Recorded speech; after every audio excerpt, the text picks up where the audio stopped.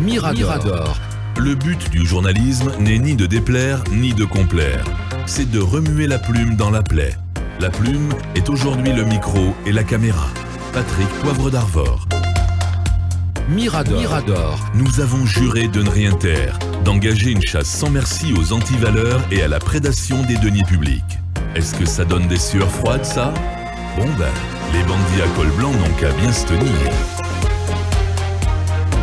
Mirador. Pour rien au monde, nous n'allons servir de caisse de résonance du politique. Notre mission, c'est de façonner l'opinion publique sur les enjeux sociétaux. Mirador. Ici, on sonne le glas de la compromission. Fim FM, première sur l'info. Fim FM. Mirador. Parole directe. L'interview vérité ou la fine bouche est bannie. Mirador. Ici, la parole est directe. Forcément, la parole est directe avec lui, Monsieur Selou Baldé. Il est ancien député uninominal de l'AB, coordinateur national des fédérations UFDG de l'intérieur du pays. Il fait partie donc des détenus politiques récemment libérés après donc l'avènement au pouvoir en Guinée du CNRD. Il répond aux questions de Mirador. Nous lui disons bienvenue sous cette antenne. Bonjour, Monsieur Baldé. Bonjour. Bienvenue sur Fim FM. Merci pour la première bien. fois et dans cette émission Mirador. Première question, Talibé Barry. Honorable, on a suivi toutes les péripéties de votre incarcération. Il est quand même resté une sorte de zone d'ombre par rapport aux conditions de votre libération, cette semi-liberté qui vous a permis donc à quatre. Ablaïba, vous, Selou et autres, et plutôt, de sortir de prison. Et comment tout cela s'est passé, honorable? Merci bien, c'est un plaisir de me retrouver ici, comme l'a dit Abakar pour la première fois. Tout à fait. Nous commençons par saluer en tout cas le travail que vous êtes en train d'abattre ici, dans l'intérêt du peuple de Guinée. Oui, justement, vous savez que nous étions en prison, comme vous venez de l'affirmer, après l'élection présidentielle du 18 octobre. Moi, j'étais directeur de campagne pour la région de la Baie, élargie à la préfecture de Pita. Et donc, j'étais là quand j'ai appris par voie de presse un communiqué qui disait que moi, j'étais activement recherché. Et donc, nous nous sommes présentés à la DPJ dans les conditions que vous connaissez. Donc, pour faire court par rapport à la question que vous venez de poser, nous avons bénéficié d'une semi-liberté qui a été appelée, en tout cas, de vive voix par l'ensemble des acteurs, notamment des forces vives de la nation, par notre parti, l'UFDG, par notre allié, l'ANAD, par les journalistes que vous êtes, les organisations de défense des droits de l'homme. Il est arrivé à un moment, parce que la détention devenait quand même abusive. Nous avions passé 7-8 mois derrière à la maison centrale et qu'il n'y avait pas de procès en perspective. Et donc, à plusieurs reprises, des personnalités, des organisations internationales ont demandé à ce qu'au moins nous soyons mis à liberté provisoire en attendant qu'un procès s'ouvre, parce que l'ordonnance de renvoi avait été prise par le pôle de juge d'instruction et nous étions ramenés au niveau du tribunal de Dixine. Et entre-temps, il faut reconnaître que nous étions tombés malades. Il y avait la Chérif Ba qui avait fait un séjour de 4 mois à Ignasdine, Ousmane Gawal avait fait 2 mois, Abdoulaye Ba une quinzaine de jours et moi-même 10 jours. Et c'est dans ces conditions qu'un communiqué est intervenu et qui nous accordait la semi-liberté. Comme vous l'avez dit, il y a eu assez... Est-ce qu'il y avait un lien entre cette semi-liberté, cette faveur donc qui vous a été accordée et la tribune que vous avez co-signée avec Ousmane Gawal et Chérif Ba, parce qu'on nous a même raconté que le fait que Abdoulaye Ba ait figuré sur la liste, que c'était comme un coup de chance, parce que une sorte d'anomalie, mais un coup de chance, parce que Abdoulaye Ba n'avait pas signé la tribune. Et on explique également que si Étienne n'avait pas bénéficié de la même faveur, parce que également il n'avait pas signé la tribune. Écoutez, je crois qu'il y a eu beaucoup d'intoxication par rapport à ça. Et je crois que la tribune n'a rien à voir avec la semi-liberté. La tribune, je l'ai signée et je l'assume pleinement et entièrement, parce qu'à mon avis, il n'y avait pas de péché dans cette tribune-là. À mon avis, nous avions à un moment donné décidé de briser le silence parce que pendant 8 mois, nous étions là. On nous disait que le dossier était en instruction et donc nous n'avions pas le droit de nous exprimer. Et quand l'ordonnance de renvoi a été prise, il y a eu une concertation entre moi-même, Ousmane Gawal, et la Cherif Ba et Abdoulaye Ba par rapport à cela parce que dans un passé, il y avait eu quand même que des prises de position ont été faites quand il y a eu Mamadou Silla et les autres qui étaient venus à la maison centrale.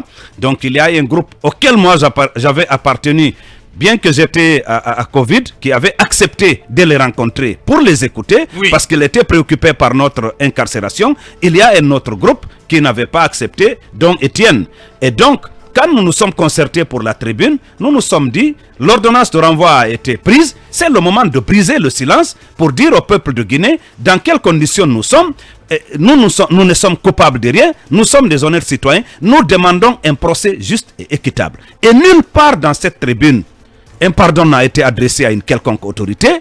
Il n'a été nulle part dans cette tribune demandé à l'UFDG d'aller à un dialogue. Nous avons demandé, interpellé le pouvoir exécutif de faire en sorte qu'il y ait une justice indépendante, qu'il y ait un procès juste et équitable. Nous n'avions même pas demandé à être libérés sous caution ou sous condition dans cette tribune-là. Et donc je crois que la tribune a été dévoyée pour faire croire que nous avions demandé pardon. En tout état de cause, j'ai bénéficié d'une semi-liberté dont je me réjouissais. J'ai respecté les conditions qui étaient dedans. Si c'était à refaire, j'allais encore le refaire si j'étais en prison pour bénéficier d'une semi-liberté. Et donc, je n'ai demandé pardon à personne. Je n'ai signé aucun document pour être libre. Tout cela n'est que des rumeurs. Mais l'autre interprétation, peut-être avant de passer la parole aux autres, de cette tribune, l'autre interprétation qui a été faite de cette tribune, c'est aussi que on a semblé en percevoir comme des signes de tension entre vous et votre base, donc votre formation politique, l'UFDG. Est-ce que en ce moment, en participant à la signature de cette tribune, est-ce que vous aviez le sentiment que vous n'étiez pas suffisamment soutenu par Elhadji Cellou Dalein Diallo, par votre parti, l'UFDG? Non, écoutez... Est-ce qu'il y avait quelques ressentiments à votre niveau? Vous savez que nous traversions une zone de turbulence. Oui, absolument. Oui. Vous savez, depuis 8 mois, il y a eu que les bureaux étaient séquestrés, le président était empêché de voyager, nous étions en prison et beaucoup de responsables et de militants étaient, si vous voulez, un peu en cachette parce que c'était la chasse aux sorcières. Et donc, nous avons fait cette tribune.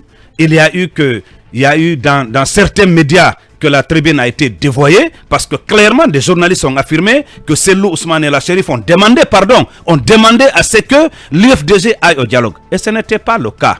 Et il y a eu un communiqué de précision qui n'était pas en déphasage avec nos convictions profondes. Parce que nous savions profondément que ce n'était pas à nous trois d'aller à un dialogue ou de dire que l'UFDG doit aller à un dialogue. Il appartenait à la direction nationale du parti de décider de dialoguer ou pas. C'est ce qui fait que dans la tribune, nous avions pris le soin de ne pas demander à l'UFDG d'aller à un dialogue. Nous avons plutôt indiqué à l'autorité exécutive que si un procès juste et équitable se tenait et que des signes de décrispation étaient ressortis, cela pouvait ouvrir une brèche pour qu'il y ait un dialogue. Mais vous n'avez pas répondu à ma question, M. Baldé. Laquelle? La question était de savoir, est-ce que au moment d'écrire cette tribune, est-ce que vous aviez le sentiment d'être soutenu, d'avoir été suffisamment soutenu par l'UFDG? Non, mais bien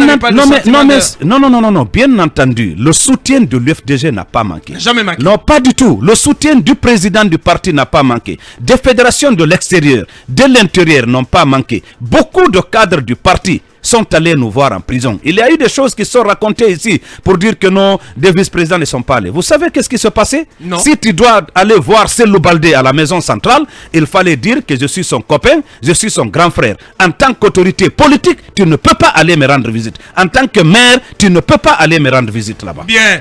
Alors, pourquoi alors Elhadji Cellou Dalein Diallo, au cours d'une assemblée générale virtuelle, a accusé Alpha Condé de tentative de faire imploser son parti de l'intérieur? On lui posera la question dans un court instant, le temps d'une courte pause pour un nouveau point de l'actu sur Frime FM. Les enjeux sociétaux. Mirador. Ici, on tirage. Restez au contact de l'actualité de vos régions et de l'Afrique du lundi au vendredi, 10h-11h sur FIM FM 95.3, les échos de l'arrière-pays et ce qui occupe le devant de l'actualité africaine, c'est dans le grand virage avec les équipes de Ibrahima Khalil Diallo et Mamadou Aliou Bangoura. FIM FM. FIM FM, première sur l'info. FIM FM, Mirador. Parole directe, l'interview vérité ou la fine bouche ébénie. Mirador. Ici, la parole est directe. Avec vous, doyen Jean Baldé. Monsieur Baldé, qu'en est-il des rumeurs qui ont couru sur des tentatives de débauchage quand vous étiez en prison juste avant que cette fameuse tribune n'apparaisse? Bon, parce que votre président lui-même en a ce parlé. n'était plus des rumeurs, publiquement. justement, j'allais le dire. Il en a El parlé Arcelou, publiquement. a dit publiquement qu'il y avait une tentative d'implosion de son parti. écoutez, j'ai suivi le président de l'UFDG, Cellou Dalein Diallo. Là, j'étais déjà dehors. Je crois que c'était après la fête et je suis en phase avec lui. Vous savez, oui, mais c'est évident parce que vous savez que ça, c'est naturel qu'il y ait des tentatives de débauchage dans un parti politique, mais que dire que M. Alpha Condé tentait de miner le parti, c'est évident. Même nous, la semi-liberté que nous avons bénéficié à 4 en dehors de Étienne Soropogui et d'autres personnalités qui ont été là-bas, il y a eu des interprétations. Nous nous sommes posé la question de pourquoi. Est-ce qu'il n'y avait pas un calcul politique derrière? Il y en a même qui ont invoqué un calcul politico-ethnique derrière. Parce que c'était 4 peuples qui venaient d'être libérés, même si avant il y avait eu Madik Souleymane Dioubaté. C'est évident, c'est légitime de se poser cette question, oui. Mais une fois encore, en tout cas en ce qui me concerne, moi c'est Cellou Baldé, il n'y a pas eu de tentative de débauchage, il n'y a pas eu de demande de pardon, il n'y a pas eu d'accord aussi bien officiel que secret signé entre moi et une quelconque autorité. À l'UFDG, ancré à l'UFDG. Mais bien entendu, l'UFDG c'est 15 ans de ma vie. 15 ans de ma vie. Depuis 2007. J'ai été fondateur du mouvement de soutien à Cellou Dalein Diallo à l'Abbé. J'ai été chargé des élections à la fédération de l'Abbé. J'ai représenté le parti à la CACV de 2010 contre les 23 autres candidats. Et vous êtes témoins des faits récents de l'histoire. Je me suis battu contre le 3e mandat de M. Alpha Condé. Pas contre la personne de M. Alpha Condé, mais contre le 3e mandat, contre les agissements antidémocratiques. Et donc, je ne suis pas venu à l'UFDG pour chercher de poste. Je me suis engagé par conviction pour me battre par rapport à la restauration de la démocratie et de l'état de droit dans notre pays. Je vous rappelle que avant de venir en politique, j'ai passé 15 ans dans le développement communautaire. Je suis un homme de projet, un homme de développement. Très bien. Mohamed Mara. Alors, moi j'aime bien celui que j'ai en face de moi. J'aime bien votre franc-parler. Ouais, alors, j'aimerais qu'on va le continuer. Vous êtes formel, il n'y a pas eu de tentative en votre direction de débauchage de la part du gouvernement. Et avant d'être en prison, je dirais même avant l'élection présidentielle, nous, dans les médias, nous avions une perception, c'est que vous étiez à couteau tiré avec l'autre député, l'autre jeune niaque du parti, honorable Ousmane Gawal Diallo. D'abord, est-ce que la prison vous a rapproché? Et secondo, est-ce que vous pouvez nous dire pourquoi à l'époque déjà, vous n'étiez pas en très bon terme. Il y a 3 ans, 2 ans et quelques déjà, il s'était retiré du parti pendant de nombreux mois. Nous, dans les médias, on l'observait. Quand on appelait, il ne voulait pas prendre la parole. Et depuis sa sortie de prison, plus rien avec l'UFDG. Qu'est-ce qui se passe avec le cas Ousmane Gawal Diallo? Écoutez, je ne vais pas parler à la place de l'honorable Ousmane Gawal. Il n'a pas sa langue dans sa poche. Vous pouvez l'inviter. Mais ce que je sais, comme vous le dites, ce n'est pas un secret. Vous savez que dans les partis politiques, il y a les guerres de positionnement. C'est évident. Je suis jeune comme Ousmane Gawal. À un moment donné, il nous a été prêté l'intention quand Bano est parti à la CENI et qu'il était le vice-président chargé des affaires politiques et que Aliou Condé assumait les fonctions de secrétaire général du parti. Il nous a été prêté l'intention de vouloir briguer tous les deux le poste de vice-président chargé des affaires politiques. C'était vrai et ou donc, pas? moi j'en voulais, c'est évident. D'accord. Donc il y a eu que chacun avait ses soutiens et donc à un moment donné, c'est vrai que le feeling ne passait pas tout à fait entre lui et moi. Ça provoquait quelques tensions. Hein. Oui, non, c'est évident, il y avait ça.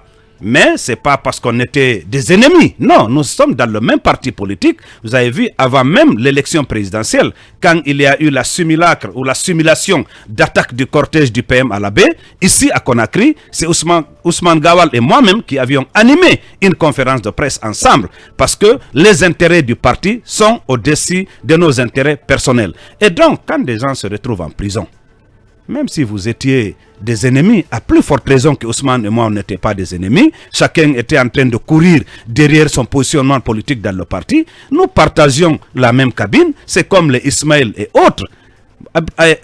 Pour vous dire, quand on parle de complot, laissez-moi glisser un peu, depuis que je suis allé à la baie, je n'ai pas parlé avec Ousmane Gawal pour la campagne, depuis le 1er octobre.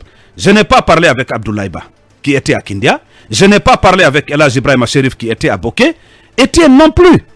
Mais ils ont trouvé un moyen de dire que nous étions en train de comploter. Donc quand nous étions en prison, Ousmane et moi nous partagions la même cale que Ismaël Condé, que Ablaye, on avait la même petite cellule. Il n'y avait qu'une petite allée entre nous. Et donc en prison, nous avons développé en tout cas l'amitié qui était là. Ablaye Ba, Ousmane, Elhadji Cherif Ba, Ismaël, de la même façon. Il n'y avait rien de louche dedans, il n'y avait aucune complicité sur le dos du parti ou sur le dos de quelqu'un d'autre.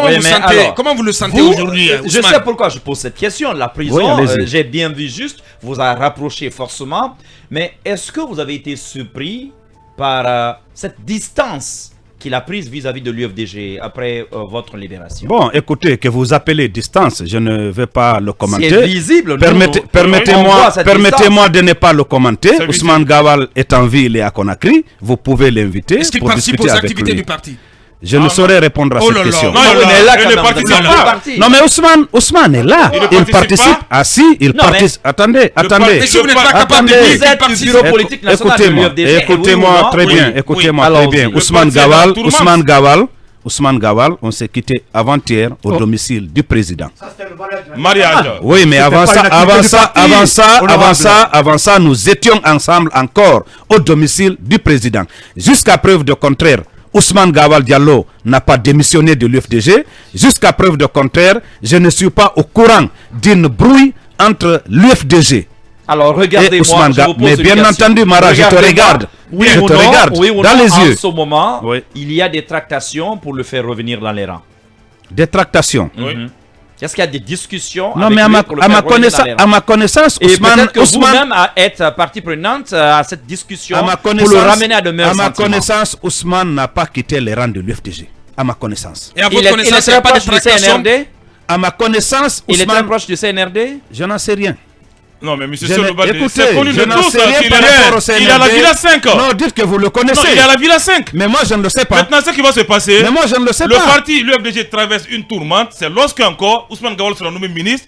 Et alors, ça sera la déchirure. Mon frère, la tourmente, mon frère. Soyez-en prêts. Monsieur le journaliste, la tourmente de l'UFDG a pris fin le 5 septembre 2021. Ah, et pourquoi? Non, je vous le dis. Mais pourquoi? Bien. Non, moi, je vous le dis. La tourmente de l'UFDG.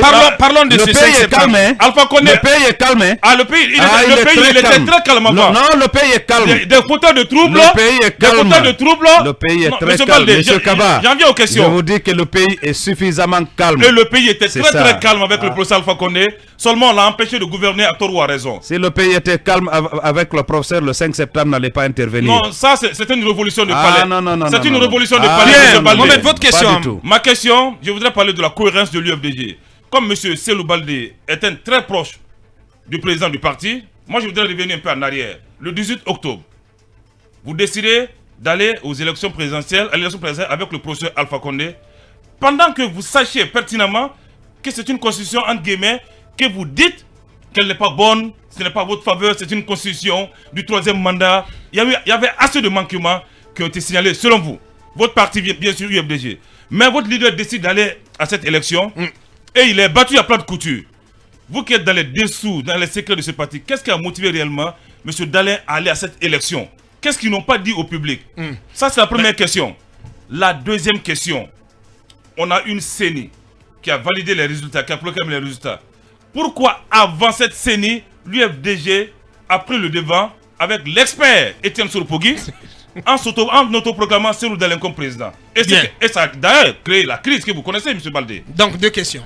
Merci, La M. cohérence Kaba. dans la démarche par rapport à la Oui, décision je d'aller vous à la rappelle Cour. juste de passage que le pays est très calme actuellement. Mais je vous dis, depuis Alpha Condé, c'est calme. Le pays est Bien, très calme. Mohamed, Merci vous avez bien. posé vos questions. Non, Après, pour après, répondre ce à sera votre Lincoln. question, je vais juste vous dire que nous sommes en phase avec notre conscience. L'histoire nous a donné raison. Le RPG a tout fait en payant des pseudo-partis, des pseudo-organisations de la société civile pour crier sous tout le toit. Si l'UFDG va aux élections, elle aurait trahi les martyrs, elle aurait trahi les morts de Bambeto. Vous avez tout fait. Le RPG a tout fait. Vous qui? Le RPG a Non, tout dites fait. le RPG, pas Non, Mohamed je dis Kaba. le RPG, pas le RPG. Voilà. Le RPG a tout fait pour nous empêcher d'aller à cette élection. Et nous avons vu juste, nous avons pour une fois déjoué le piège. L'autre, je vais vous dire, la pièce à conviction, c'est quoi? Le rapport, le fameux rapport du RPG, des 36 pages, pour coller toutes les violences à l'UFDG. Dans ce rapport, il est mentionné qu'en dépit du fait que les fédérations de l'intérieur et de l'extérieur de l'UFDG ont demandé au parti de ne pas aller, ce qui était tout à fait faux. C'est moi-même avec Ali Condé qui avons conduit cette opération d'interpeller les fédérations pour qu'elles se prononcent. Et à 85%, les fédérations ont demandé au parti d'aller aux élections. Et c'est en ça que nous avons pu asseoir notre conviction de participer et l'histoire nous a donné raison. Parce qu'en plus des motivations invoquées par le CNRD pour la prise du pouvoir, notamment l'instrumentalisation de la justice, la gabegie financière, la précarité, il faut aussi rajouter le refus de M. Alpha Condé de donner le pouvoir à celui qui a gagné dans les urnes. Et donc, la participation de l'UFDG à ces élections a permis à ce qu'il y ait cette transition au matin du 5 septembre 2021. Alors, je peux enchaîner très rapidement. Pourquoi l'autoproclamation de Oui, mais écoutez, nous savions que nous étions en face d'un dictateur.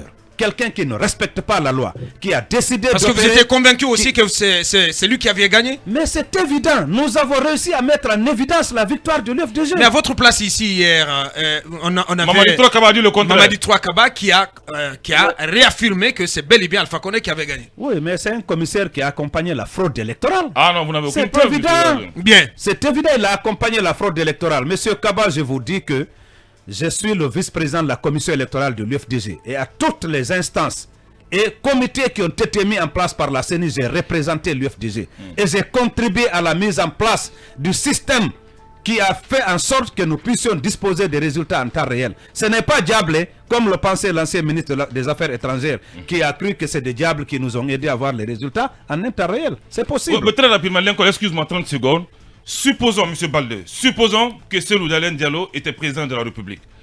Il allait prêter serment sur quelle constitution? Sur la base de quelle constitution? Moi, je ne suis pas dans les suppositions, monsieur. Ah, Kaba. non. Je ne suis pas dans les Non, suppositions. sur quelle constitution? Sur la base de quelle constitution? Je ne suis pas dans la les constitution que vous suppositions. allez décrire. Aujourd'hui, nous avons un président du CNRD, président de la République, chef de l'État, qui va nous organiser un retour à l'ordre constitutionnel, moraliser la vie publique, lutter contre l'impunité et la délinquance financière, traduire en justice les auteurs et commanditaires des crimes de sang et crimes économiques pour nous faire en sorte qu'il y ait un président élu dans un délai raisonnable. Raisonnable. Alors, on va parler du délai tout à l'heure. Ah oui. La parole à vous, Lincoln. Alors, honorable, le président Alpha Condé finalement a chuté quand vous étiez en prison. Et ce jour, qu'est-ce qui s'est passé? Comment avez-vous réagi? Comment avez-vous accueilli cette nouvelle? Et non, il avait quitté la prison, je m'excuse. Comment avez-vous réagi en tout cas à cette chute?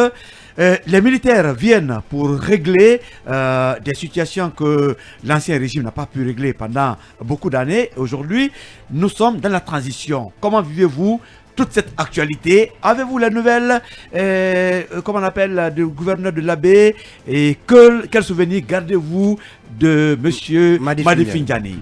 Un très bon gouverneur. Merci bien. D'abord, comme l'a rappelé Talibé, j'étais en semi-liberté. Vous savez, mon père est décédé quand j'étais en prison. Mon père, c'est quelqu'un à qui je dois tout. Même le fait de mettre mes pieds à l'étrier politique, c'est mon père. Et donc, au-delà du fait qu'il était mon père, c'était mon ami. J'ai été beaucoup affligé par son décès quand j'étais en prison. Tout à fait. Et quand je suis sorti, merci bien, quand je suis sorti, la première des choses, c'était d'abord de partir à la baie, saluer la famille, mes mamans qui sont là-bas, me recueillir sur la tombe de mon père. Et donc, j'ai demandé à monsieur le directeur de l'administration pénitentiaire, peut-être que j'ai oublié la décision, il m'a donné un congé ou une autorisation du 7 au 31 août pour aller saluer ma famille, me recueillir. Et donc, j'étais en train de me poser la question, si je revenais à Conakry, parce que j'avais aussi l'ambition d'aller à l'extérieur du pays, pour pouvoir quitter Conakry, donc j'étais en train de calculer dans ma tête comment est-ce que j'allais obtenir cela. Et c'est dans ça que la délivrance est arrivée. Au lieu de revenir demander une permission, c'est fait d'ailleurs ma première interview avec le groupe de Dioma local à la baie. Oui. J'ai dit maintenant je ne demande la permission à personne. Je vais aller où je veux, quand je veux et comme je veux. Et deuxièmement, vous avez parlé de l'arrivée des nouvelles autorités.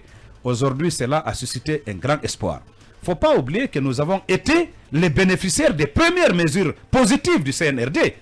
Vous connaissez les chefs d'inculpation qui nous avaient été collés.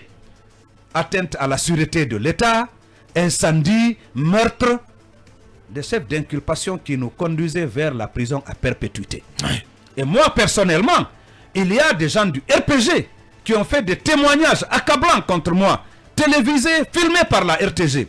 Je vais nommer le secrétaire général de la section RPG de Timbi Madina, un certain Alpha Amadou Kourou. La vidéo est disponible, où il a affirmé clairement que moi j'étais venu à Timbi au cours des meetings pour demander à tuer et à incendier les militants du RPG, les responsables du RPG.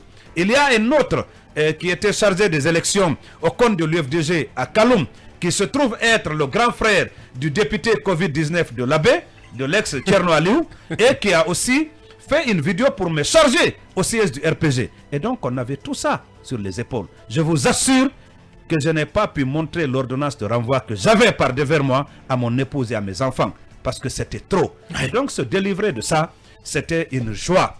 Sans compter que les premiers actes qui ont été posés par le CNRD, ce sont des actes qui nous donnent quand même de l'espoir. Bien qu'en tant qu'homme politique, nous restons vigilants parce que la finalité, c'est de ramener l'ordre constitutionnel, faire en sorte qu'il y ait des élections libres, crédibles et transparentes. Mais il y a quand même du travail à faire, comme il l'a annoncé pour le fichier électoral, pour le processus électoral et assez d'autres activités. Et l'une des principales missions assignées à cette transition, donc sur la base des annonces du colonel, c'est l'écriture, l'élaboration d'une nouvelle constitution. Or, nous avons vu récemment une sortie de la cellule d'Alain Diallo, votre leader, qui s'est prononcé en faveur de la restauration ou de la remise en vigueur. C'est l'expression consacrée, la remise en vigueur de la constitution de 2010.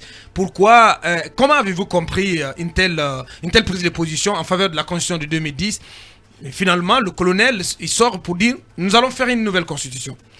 Est-ce qu'il y avait comme un agenda de l'UFDG, un agenda propre à l'UFDG pour aller vite à des élections et pour garder intactes les chances de ces loups? Non, pas du tout. Est-ce que c'était ça la raison? Non, je ne crois pas. Vous savez, pour une question de cohérence aussi, la constitution, le FNDC a été créé pour défendre cette constitution. Et nous étions du FNDC en tant que membres. Jusqu'à la présidentielle. Oui, jusqu'à la présidentielle. Et comme l'ont dit les gens du FNDC, c'est un état d'esprit. Et nous nous retrouvons jusqu'à maintenant dans l'état d'esprit du FNDC par rapport à cette constitution. Cette constitution, il y a une cinquantaine de personnes, voire une centaine de personnes qui ont été abattues à bout portant pour la défendre. Pour une question de cohérence, il est important que nous continuions à défendre cette constitution. De l'autre côté, vous savez qu'en 2009-2010, il y avait quand même eu les événements de janvier et février. Il y a eu assez de problèmes dans le pays, à l'image de ce qui s'est passé pendant ces 10 ans. Et donc il a fallu également que l'armée prenne ses responsabilités, qu'il y ait l'arrivée au pouvoir du CNDD et que les forces vives de la nation soient mobilisées, que des intellectuels de haut niveau venus de tous les horizons soient mobilisés pour rédiger la constitution de 2010. Et dans cette constitution, il y a des acquis importants, des acquis démocratiques importants en matière d'élection, en matière de droits de l'homme, notamment la séparation et l'équilibre de pouvoir, mais également la limitation des mandats. Et nous avons estimé que la constitution de 2010, parce que pour avoir une constitution, même une nouvelle constitution, il va falloir se baser. On ne réinvente pas la roue. J'ai été député, membre de la commission de loi. Oui. Si on veut faire une loi, une proposition de loi, mais on cherche un peu partout. On voit ce qui se passe du côté du Sénégal, qu'est-ce que le Bénin en dispose en la matière. Si nous-mêmes dans notre pays, nous avons travaillé déjà sur des lois et qu'il y a des évolutions qui ont été enregistrées, pourquoi ne pas remettre en vigueur, essayer de travailler. Mais l'un dans l'autre, c'est la volonté du peuple de Guinée qui va s'imposer. Très bien. Votre souvenir de Madifi Ndiané? Oui, Madifi Ndiané, écoutez, Madifi Ndiané, j'ai assisté à son départ. J'étais à l'Abbé, je n'ai pas voulu entrer au gouvernorat parce que je n'aime pas humilier une personne.